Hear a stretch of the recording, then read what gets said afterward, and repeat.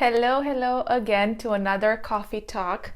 I have a decaf because it's afternoon here, and I just finished a client session with a wonderful guy from US who's an architect. So we discussed about his business and his construction company. He has two businesses, so how he can navigate this period. And before I go into having lunch, because I haven't had lunch yet, I wanted to show up and say thank you. Thank you for your shares. Thank you for your messages. Thank you for your questions. And I'm sorry that some of you are still getting hate for promoting your services. I received print screens from people that have shared their services and they got nasty comments and opinions. And I'm sorry you have to go through that. I'm sorry that as a society, there's so much misinformation. And I actually, before I go into your questions, and thank you for asking, I want to explain for everybody who doesn't have a business a few things. First, if somebody is promoting their services and you see an ad or you see just a promotional post on Facebook or on Instagram or whatever, it doesn't mean that they're making shitloads of money in a second just because they wrote a post. If it would work like that, everybody will be a millionaire. But it doesn't work like that. You can promote something for weeks and get no sale whatsoever. So just because somebody is promoting something, it doesn't mean they're like cashing in thousands of dollars in a second. It would be awesome to happen like that, but it doesn't happen in real life. Actually, the way business works, as a business owner, you cannot just be good at what you do. That's not enough. That's why we have so many talented people who don't make money, because just being good at what you do is not enough to thrive in a business. You need to be good at what you do, you need to know marketing, and you need to be very, let's say, to work on your mindset, to work on your fears, to work on your sabotages. So you need 3 skills in order to be a successful business owner. Most people just focus on one skill, which is to be good at their job, to be good at their craft, to be good at their service, which is great, but that's not enough. That's why when you're promoting something, just by putting something out there, it doesn't mean it's gonna bring in sales. You gotta have the right offer, you gotta have the right price, and you gotta have the right target market. Like, who's your audience? Are you speaking to your ideal client? Are you using the language they are using? So there's so many things that go into one promotional post. It's not just you write something and boom, sales are coming. It doesn't work like that.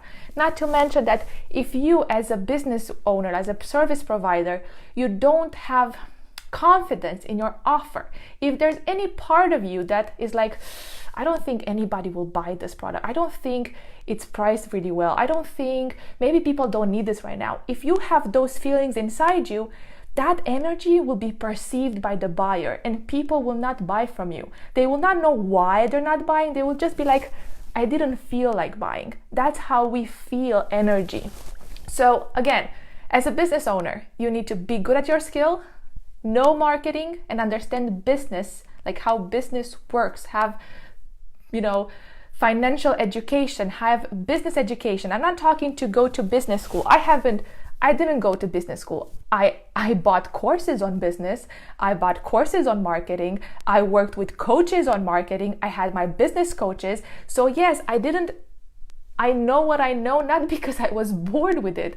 I paid for it. It's just that instead of going to a university, I paid with my own money and got it from different people. I've invested, me and my husband, at least, only in the first years, at least 10K, only in education, in business education, not in my practice. I've paid for that separately to become a coach and know what I know and how to do it.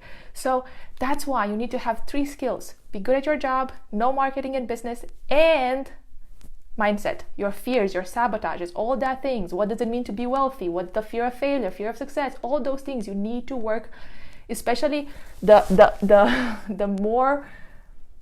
bigger you want to scale your business, more help you're going to need to kind of work here. So besides marketing and besides being good at your job. Okay, so I just wanted to make that clear because I'm seeing people, employees who are just noticing other people promoting themselves and they're like judging and jealous, like, ooh, that person is promoting herself. She's gonna make a shitload of money now when everybody else is not making money. And I'm like, good for them. Although I wish they would make a lot of money. I don't know if they actually are making a lot of money, but at least they're trying. At least they're not giving up. And that's something we need to support. We need to be like, good for you. You're trying. You are thinking outside the box. You are brainstorming right now. You are working right now when everybody else is watching Netflix. You are thinking, how can I, move my business online? How can I serve my clients in a better way? How can I offer more value? And I will always appreciate you. So keep on doing that. Keep on doing that awesome job that you're doing. Now, let me take a sip of my decaf coffee. And by the way, this is the mug that I created for my course that I launched in 2017 called Success Factory. I still have the mug from my course. Okay, so Chetty asked in my post, tips and tricks on how to overcome this situation. I have the wrong mindset. I'm aware of that, but I cannot help it. I feel like everything is falling apart. I cannot focus on business, even though I see a sparkle at the end of the tunnel. So, tips and tricks to overcome the situation. I think the first thing we all need to realize is that we're all in this together. There is no perfect behavior right now. I don't think there's anybody who feels super relaxed and super blessed and super excited. I think everybody's kind of sensing some sort of anxiety, some sort of fear, some sort of, confusion and just not knowing how to deal. And I think if we accept that this is normal, we don't judge ourselves so much. Like, I also feel anxious, like minutes every day. I'm like, oh my God, what if things might not work out for me? Like, I was this morning, the first thing I did in the morning, I talked to my accountant and we were like, what can we do? How can we delay certain payments? How can you do this? In case of something worse happening, I want to be prepared. And, of course, all this discussion do not bring, good feelings. But if we accept that they're normal, then we can have more power. Of course, we need to take care of our mental state. I do recommend Rescue Remedy. They can be found in stores like pharmacy, online and offline, everywhere in the world. I do recommend everybody to take that. They're like a floral blend. They help with your emotions. You can read online. If you don't trust me, just do your own research. That's what I personally use and what I recommend my clients to buy. There's all sorts of other, magnesium and potassium and all these things that are good for just balancing our chemistry, our emotions in this moment. So if you're not eating well, like if you're not eating nutritious food that will get you those minerals and vitamins, then you need to supplement right now, because we're all going through a very mentally challenged period, and it's a lot of anxiety and a lot of fear going on. So we need to pay attention to that. Another thing, you said that I asked you what's worse mindset, and Chetina said, I'm focusing on what's not working, making worse scenarios, and believe me, I have imagination. Well, and in this case, what I want you all to do is take a piece of paper and write down all your fears about the situation. What do you really fear about? Do you fear that nobody's ever going to buy from you? Do you feel like you're going to be homeless in a month? Do you feel like, what exactly are you afraid of? Put it on your paper, face it, stare it, like this is it. That's what I'm afraid of. Awesome. Now I want you to go back through each fear and be like, okay, if this happens, what will be the solution? What will I do? And kind of look at it from an outside perspective. If there will be no clients buying from me in the next month, what will I do to survive? Do I have friends to ask for some loans? Can I talk to my accountant, to a bank clerk, to somebody to see if there's some loans available, to see if I can postpone certain payments? What can I do in case that fear becomes true? Like, just go through each and kind of find a contingency plan. It doesn't need to happen, but your mind needs reason. Our mind operates like a computer. It needs data. You cannot trick your mind with emotion. Like, mind is data, is computer. You have to give it facts. So if you want to quiet your mind, you have to give it some sort of facts to make the mind shut up. At least, try to get it to shut up. So write your contingency plans, because in the end, what we fear the most is never going to happen, never ever going to happen. But if we find some solutions, like, okay, if I cannot pay my rent and I cannot pay my employees and I have no more clients, okay, I will file for bankruptcy and I will end up on the street. Will that really happen? Maybe you have a family, maybe you have some friends you can crash with. You're probably not going to end up on the street. You might not even need to go into bankruptcy. Maybe you're going to have some delays that you can ask. Maybe there are going to be certain solutions that you can be like, who can I call to give me this advice? Who can I email? Who can I, pay for a service right now to coach me or to consult with me on this particular situation that I have about this fear? So that's what I would personally do in this stage. Of course, because Justina knows me, I only give advice like in a personal matter. Like I need to know your story and I will give you a personalized advice. But for a general situation, like what do we actually do when we create all these nasty scenarios in our head? Put it on paper, find a contingency plan for each scenario and really make it stick. Like it's a real contingency plan, not a made-up plan, not something that's real, something that you believe in. And then you'll see that your mind will start to kind of quiet. I hope it answered your question. Mud asks, how do you manage fear of failure? I feel like with all the positive mindset and attitude, there's still a part of it inside that is afraid of failure. Is it wrong? Should it not exist? Or are there ways to manage that and not let it get stronger? This is such a great question. Behind every fear, there's another fear. So in your fear of failure, I would like you to ask yourself, if I fail, what am I really afraid of? What does failure mean to me in particular? It might have to do with shame. It might have to do with people judging you. It might have to do with, I will lose all my confidence and my self-esteem and I will never start another business again, or I will never sell another course again. Or what exactly does failure mean in your case? Figure that out and then ask yourself, where does this come from? Who taught me that? Who taught me that if I fail, I should be ashamed of myself? Where does this come from? And why do I have to feel ashamed if I fail? Like, this is just an example that I personally had to overcome, because how I was taught, the education that I received at home and at school was, you should be ashamed if you're not the best. So I've always, strived to be the best, because otherwise it was such a big shame. It said something about me, about my ability, about if I'm worthy. Like, I felt that the only way I could be worthy of love and appreciation was if I was the best at everything. I had to be the best at everything. And that's a lot of pressure to put on a child. And that's not necessarily how the reality works. You're worthy by default. You don't need to be the best in anything to be worthy of love and appreciation. Just because you're breathing, you're worthy of love and appreciation. So I would go really deep into this. Who taught me that? Where did I heard it? Is it true? Is it helpful? And find another something to replace it with. So find a positive meaning of failing. For example, when I first failed in my business, and when I mean failed, I didn't meet my own expectations, which were unrealistic anyways, because I had no business experience and my goals were like not realistic.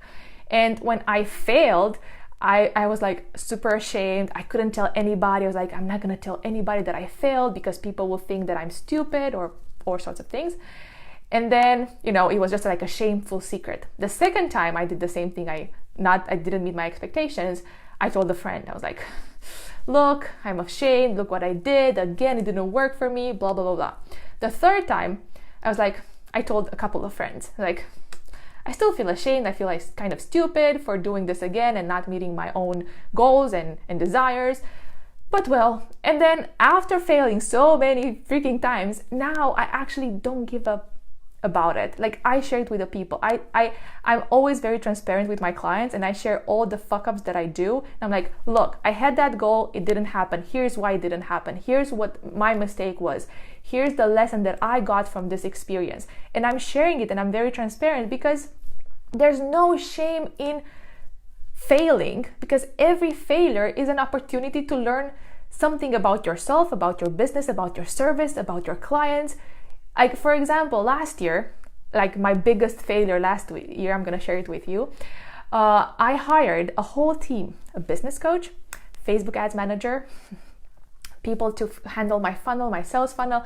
It was my dream since I started my business 5 years ago to have the money to hire experts to help me with my business, because I was the only one doing everything, marketing, sales, everything. And I was like, I need experts, because if I have experts, I will completely scale my business. That was the belief. So I finally had the money. It was a couple of thousands of dollars per month, so it was not cheap. And after 3 months, so we had a contract for 3 months, and they promised me the world, and I trusted that because I knew it works. I saw other people worked for them, so I was like, it's gonna work for me too, because plus I nailed my mindset, so it's gonna perfectly work for me. And not only it didn't work, it was a complete financial failure. Complete. And I was like, I cannot believe that I consider myself very smart, I made that mistake. I attracted the wrong people into my business. I paid so much for something that didn't deliver anything. But after I licked my wounds, I asked myself, what's the blessing in the situation? What have I learned from this experience? And the lesson was, I was targeting the wrong client. I wasn't clear on my ideal client. And I was offering a service that I was no longer in alignment with. I no longer wanted to offer that service, but I didn't know, I wasn't sure what else should I offer. Like, I knew I changed because as a coach, I developed different strategies and I love to work with different people as I grow and evolve as a person. But I was afraid to go into what I really wanted, not to lose the safety of what I already had, like the client that I already had, my email list that was on a certain, target market. I was like, I cannot just start from zero. Like, I need to sell the service for these people. I need. And I realized that's not what I wanted. So actually that prompted me to go deep and ask myself, what do I really want? And it changed the whole game for me. I realized that I really want to work with entrepreneurs. I realized that I really want to help people start and scale their businesses, because that's, in my opinion, that's the future of having, financial freedom. If you have your own business and if you dictate the terms of your own pay, and if you work on your mindset and your everything that has to do with emotions and how we think to allow more abundance into your life. So that big failure, actually, I made it back, of course, in a month. It wasn't that a big failure financially. It was just a big ego, kind of my ego was crushed. And I was like, thank God that happened for me, because otherwise I would have not changed my whole business direction. Now I'm creating new products that I've never created before, in mind with a different target audience. So again, there's no failure. It's everything is kind of nudging you to change what's not working for you anyways. So whenever I see, there's a quote that I've first heard it from Gabby Bernstein. It says, rejection is protection. So that's exactly how I think about failure. Failure is protection. Like, it protects you from something else that if you go on that path, it's going to be way worse than what you're experiencing right now. So I hope it answered your question. And the last question was how to find the blessings in between and use this period for better, personal wise and business wise. How to find the blessings? I'm gonna give you a few examples of blessings business-wise. I don't think a lot of business owners realize the potential of this period. And I'm not talking sales. I'm talking the potential of scaling their business right now. A lot of people were very afraid to go online. And they were like so busy in their offline business, they never had time to think about an online strategy. Right now, they were forced to have time. Right now, they were like, I have no other option. I have to go online. So I think we're gonna see the blessings in a couple of months, maybe a year, when people will see that their business has scaled in offline and online, because now they were forced to do that. They had the time and they had the motivation to do it. So that's one thing. And even Laura, who asked this question, she's doing an online course now. She's doing something online because she cannot work offline. So, and I told her yesterday, thank you, honey. I told her yesterday, you never know what this will lead to in the future. You might develop an online training or an online program that will bring you money without you working so much. And maybe you will love working more with that client. You never know how your business is going to change because of the situation, because we are stuck at home and we need to find solutions. And I would ask every single entrepreneur and business owner to sit with themselves and ask these questions. What am I learning right now? Where is the opportunity in me being stuck at home right now? In me not being able to deliver my services if you're having an offline business at the moment? I would ask myself this, and every single day I would take out a notepad and ask myself, what is the blessing in this opportunity, in this situation? What is the opportunity now? What can I do right now to grow like never before? And I'm telling you, everybody who's showing up now will be the leader of the future, because people need leadership right now in every service, in every industry, in every niche. They need leaders. And if you show up now, people will remember you in 5 months, in 1 year. If right now you're afraid to show up because you're afraid of not being perfect enough, or not being good enough, or not being, I don't know what enough, then you're not going to be remembered when this is over. And this will be over. Everything is temporary. Nothing stays the same. Nothing. Not the good times, nor the challenging times. Everything is circulating. So show up and look, ask yourself every single day, what's the blessing? What's the opportunity? If you have an online business already and your fear is, I won't make enough money because people are not going to spend money anymore because of the crisis and because of the recession and all the things going on, then your blessing is actually to figure out what exactly are you solving. As I said yesterday, when market is good, when the economy is great, people buy without thinking. Like, if people have money, they will spend it. People are not good with their money. Most people have zero financial education. I'm sorry, but that's the truth. People don't know how to spend their money because nobody teaches them. Who gives you financial education? Nobody. Like, only the people who actually go and get it, which they're maybe 1% of the whole population. And because people don't really know how to invest their money and how to spend their money, they just buy things they might not need, or they're just spending. When there is a recession, people are more cautious. That doesn't mean they don't need your services. It only means that you, as a service provider, need to be very clear on the solution you are offering. Every single person has problems and they need solutions.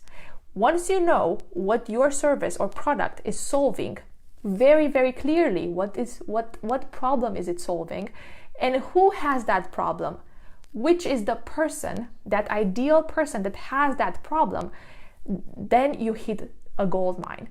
And yes, maybe you're only gonna, let's say, instead of making 100% sales, you're only gonna make 70% sales in recession, but that's still 70% instead of 0%. So use this period to clarify what problem are you solving. Is your product or service that you currently have solving this problem? And how is it solving it? Fast, easy. Like, you really need to make sure that you know what people want, what your ideal client wants, not what you believe the client wants, what the client actually wants. You need to do research. You need to interview your clients. And people who are in my course, they know how much I talk about that because it's so important. So use this period to get clear on your business, get clear on your programs or your services. If you realize they're no longer in alignment with who you are and what you want to offer, change them. It's a perfect moment to change them and create a new product and create new offerings. It's not too late. It's not stupid. It's not a problem. Just do it, because now you have that, chill moment where everybody is kind of sitting quietly. Now is the moment to work. Now is the moment to work and change your business and shift it. So then when you show up with a clear message, a target market that you know that they need your product, and with a product that you truly believe in, that you truly know it's worth the money, it's bringing in value, and it's solving that problem, whatever that problem is. So that would be the blessings for the business. as to how to find the blessings for this, the personal, the life. Well, besides asking yourself what's the blessing, I think here is a very complicated answer, because everybody is seeing the situation from a different angle. For me, in the beginning, when we entered this, I kind of took it, I don't think I was aware of what was going on. I think I was so busy with life that I didn't quite pay attention.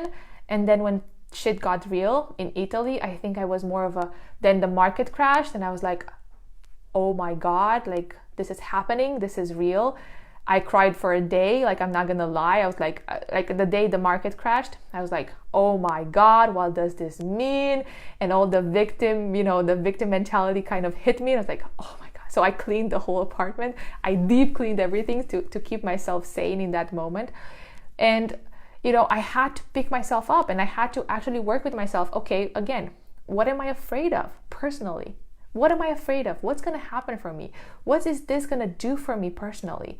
And then asking myself, is this real? Where does this come from? Who taught me to think this way? Where did I see this? Because right now we'll see a big, I think it will be very obvious. All our fears and our sabotages will be very, very obvious, because when we're in a period of a challenging period, all our biggest fears kind of come to the surface. So now is the moment to actually see them, see what's going on, what's your biggest fear, what's the worst case scenario for you, personal and business wise.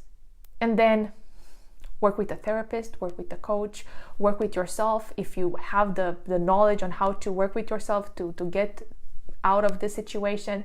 But I mean, you can numb yourself with Netflix and sometimes that helps, but you can only do that for a short while. It will catch up with you. The fear, the insecurity, the anxiety, it will catch up with you.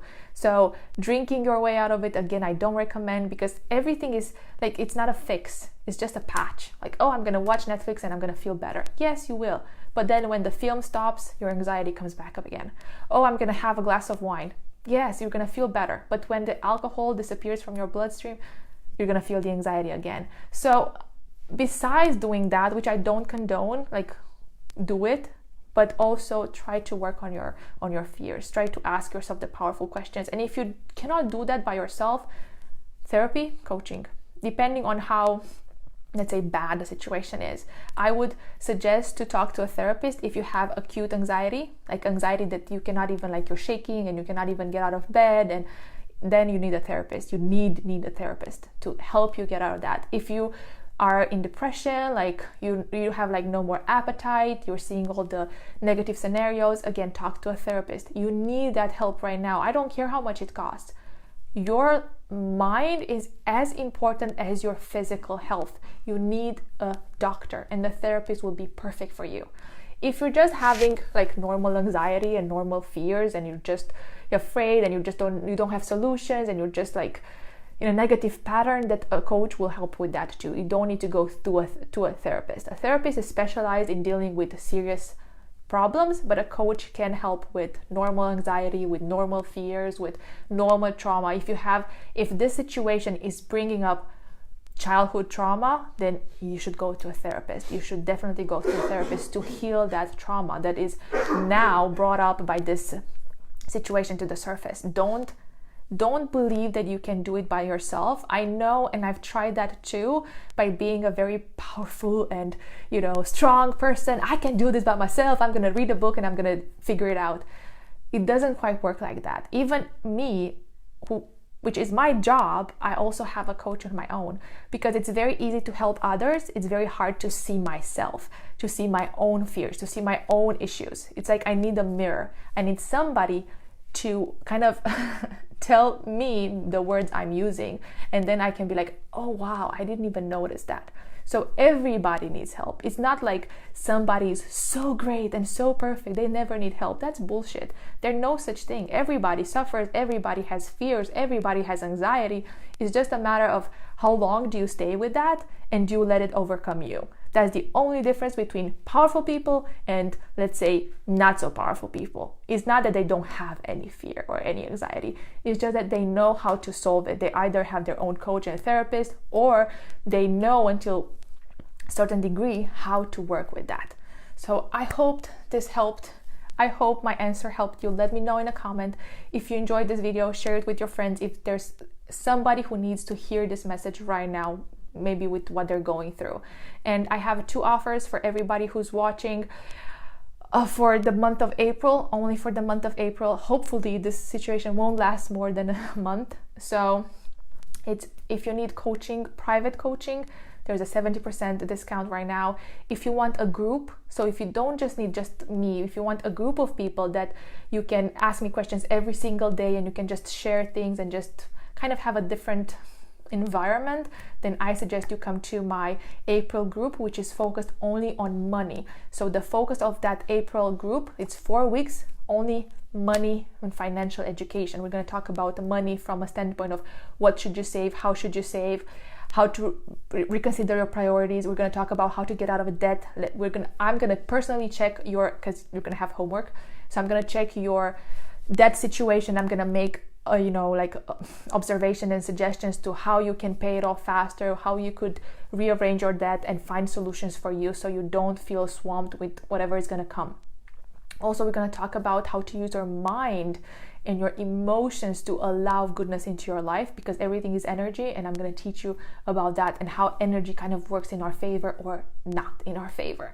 So if that's what you need, you have the links there. Also, this morning when I was brushing my teeth, because then all the good ideas come, I realized I have an amazing resource on money and, again, financial education and all that I'm talking in the group for 4 weeks.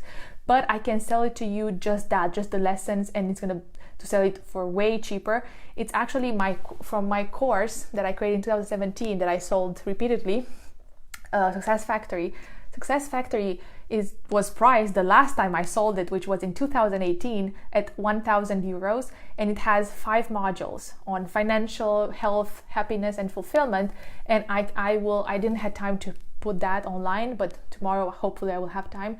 I can just sell the financial module that people need right now, the money module. And I actually was like, how much should I price it? Because I don't want to give it for free, because otherwise people won't value it and won't do the homework, because it's a lot of homework there.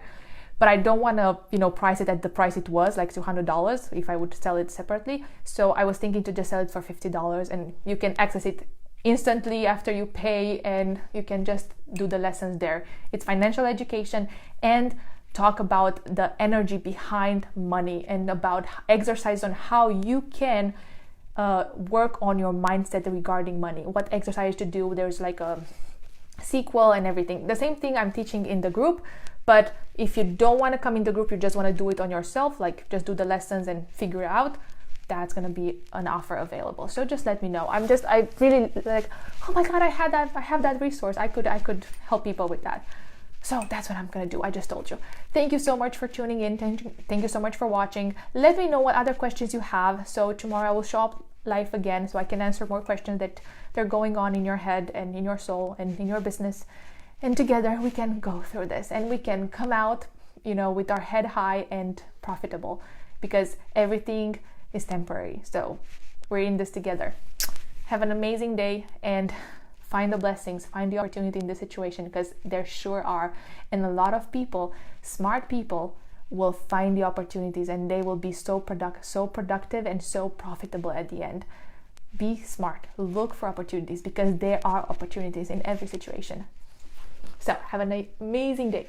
Bye.